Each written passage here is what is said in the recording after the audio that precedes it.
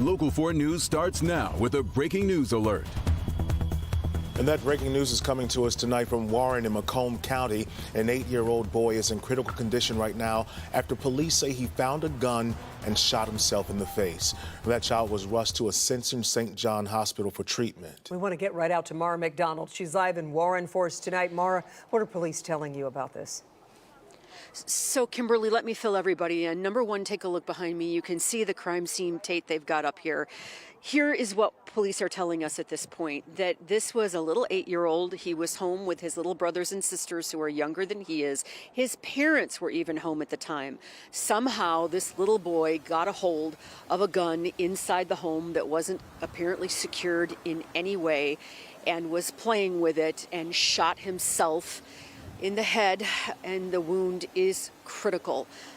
We talked to the Warren PD about this, and here's the thing, the state of Michigan just recently enacted a whole new package of gun bills, and one of them is safe storage.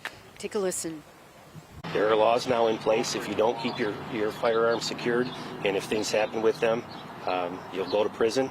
And unfortunately, this is worst case scenario, and that's why we have laws like this. We give away free gun locks at our desk. I would implore you that if you have a firearm and you don't have a way to lock it up in a safe, please come see us. We will get you a gun lock for your gun. Back here alive, police also telling us, fire and police essentially got here at the same time. That little boy was put into, an EMS rig, and neighboring police departments in both Centerline and Detroit started blocking traffic on the route down to Ascension St. John. So, I was talking to the police out here. They say that ambulance didn't stop for a single light.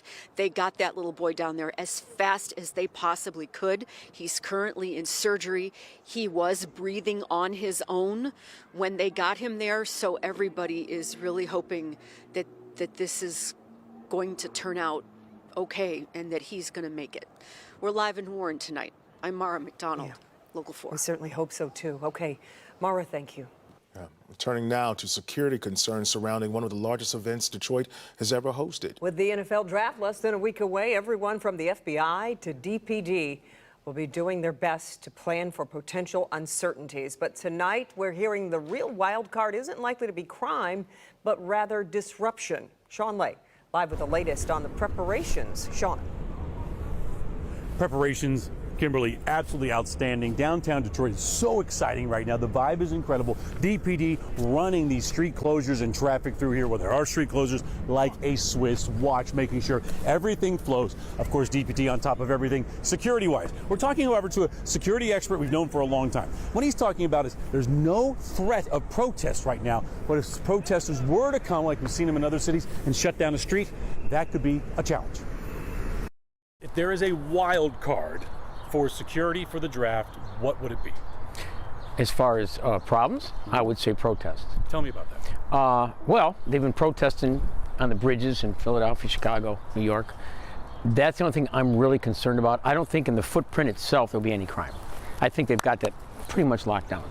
But on the exterior... But a group wants to come in and cause problems and slow things down and block off the street. Then there's a problem. Retired Detroit Police Assistant Chief Steve Dolan spent a lifetime on Detroit's police force. He's been in charge of securing big events. But the NFL draft downtown is different. This is a huge event, and I really believe, I'm very optimistic this is going to be great for Detroit. Dolan has been monitoring DPD's draft security plans. One unknown, protesters using the spotlight on Detroit to shut down streets, causing chaos. I get you want to protest, but what if there's a medical emergency? How do I get EMS in there? What if someone gets hurt? I don't know. Some person gets angry, they've intoxicated, starts fighting with these people. How do the police get in there? So those are my concerns, but I think that DPD they'll probably have a mobile task force somewhere.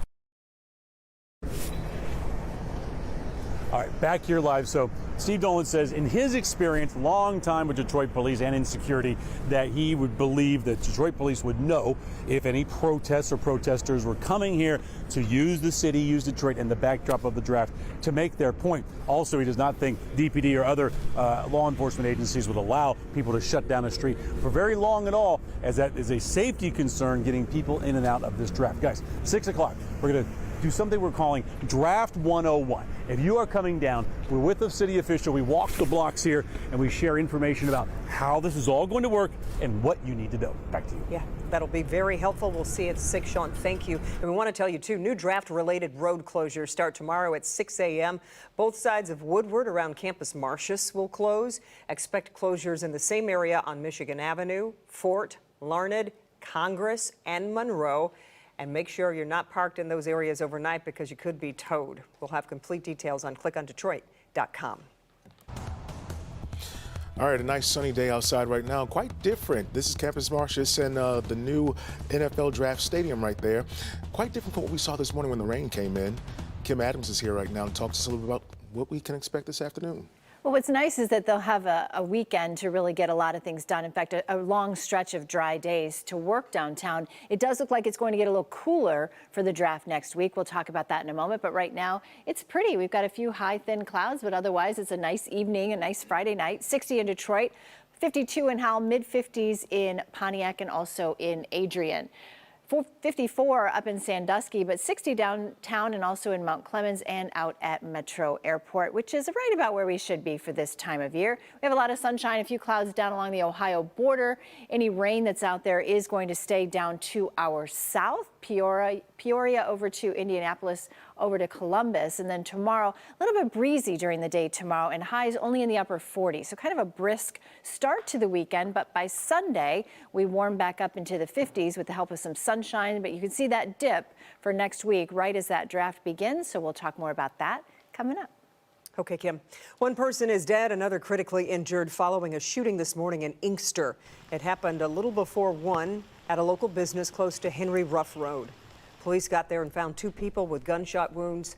The victim was quickly taken to the hospital where they were pronounced dead. Michigan State Police are now investigating. If you know anything, call authorities. Right now, White House officials are saying very little following Israel's military strike against Iran. As we wait for more details about the strike and the damage it caused, the White House is emphasizing that the U.S. was not involved. Israel's anticipated counterstrike against Iran has landed, and at this point, what a source familiar described as a, quote, limited strike inside of Iran does not appear to be rapidly escalating the conflict. Iran activated its air defenses and is now downplaying the strike that Iranian media reports targeted a military base near a nuclear site that officials say was not hit. U.S. Secretary of State Antony Blinken responding from the G7 meeting of world leaders. I'm not going to speak to that, except to say that the United States has not been involved in any offensive operations. A source familiar told NBC News Israeli officials gave the U.S. a heads up that a response was coming and that Israel is now assessing the effectiveness of the strike and the damage it may have caused. Last weekend, Iran launched a barrage of drones and missiles toward Israel, shot down by Israeli forces along with the U.S. and other allies. That unprecedented and unsuccessful assault came in response to an Israeli attack on Iran's embassy compound in Syria. And Iran had warned that any further Israeli action would trigger an immediate counterattack. A wave of world leaders today pressing for both sides to step back from the brink. We have been very, very clear from here, from the beginning, that we do not want to see this conflict escalate. All of this ongoing as the U.S. House is preparing to vote tomorrow on new military aid for Israel, as well as Ukraine and Taiwan in separate packages. The Ukraine aid putting House Speaker Mike Johnson's job at risk from far-right members of his own party. And President Biden has come out in support of Speaker Johnson's foreign aid and funding plans. James and Jennifer Crumbly are taking the next steps to appeal their guilty verdicts. It comes as the two are settling into their new homes for the next 10 to 15 years. Jacqueline Francis is live with what's next for the case. Jacqueline. Kimberly, no longer at the Oakland County Jail. Both the Crumleys have been moved to a more permanent prison facilities. Jennifer Crumley will serve out her sentence at the Huron Valley Women's Correctional Facility in Ypsilanti. James Crumley is on the other side of the state, serving his sentence at the Bellamy Creek Correctional Facility in Ionia. They will both be in prison until 2036, but could be released as early as 2031. As for the appeal process, we knew this was coming, but we can now confirm the Crumleys have been appointed counsel and plan to file those appeals. It's still very early on in the process. We'll be sure to update you when we learn more. Reporting live tonight, Jacqueline Francis, Local 4. Okay, Jacqueline, thank you. Well, jury selection is complete in the hush money trial of former President Donald Trump. 6 more alternate jurors were sworn in this afternoon. Now that juror selection is complete, opening statements will begin this Monday. The panel consists of 7 men and 5 women. President Trump faces 34 counts of falsifying business records. He faces up to 4 years in prison if convicted. All right, well, the Red Wings and their fans have had a couple of days to let their near miss of the playoffs sink in. They won their last 3 games and tied the Washington Capitals in points with 91. Yeah, unfortunately, that tie was broken on the number of regulation wins, of which the Wings had 5 fewer. Now, that's a really tough way to miss the playoffs, but there's optimism surrounding this team, and Bernie's here now with what the man in charge is saying about this one. Talking about Steve Yzerman, that's for sure. The Red Wings did have a successful season if you look at the numbers compared to last season, improving 11 points, but the success dulls when you realize they missed the playoffs for the 8th year in a row. General Manager Steve Yzerman spoke to the media today. He says getting better is what it's all about for him next season. Expectations are raised, I think, for some individuals. For our team, like we had 91 points, I think 41 wins. That's tough to do, and we still made the playoffs. So, we're probably going to have to get more than 91 points next year to get in. And that'll be a challenge for us. All right, we will see. There is an energy, though, in this Wings team that we saw down the stretch that tells you things might be a lot better come next season. Of course, the key word in that sentence, might. Might, exactly, because it's been 8 seasons now where we haven't seen the playoffs. Yeah. They seem optimistic, though. Oh, yeah, absolutely. There's tremendous optimism, yeah. But there's also, let's do it here. Yeah. All right, we'll see you in a little bit. Okay.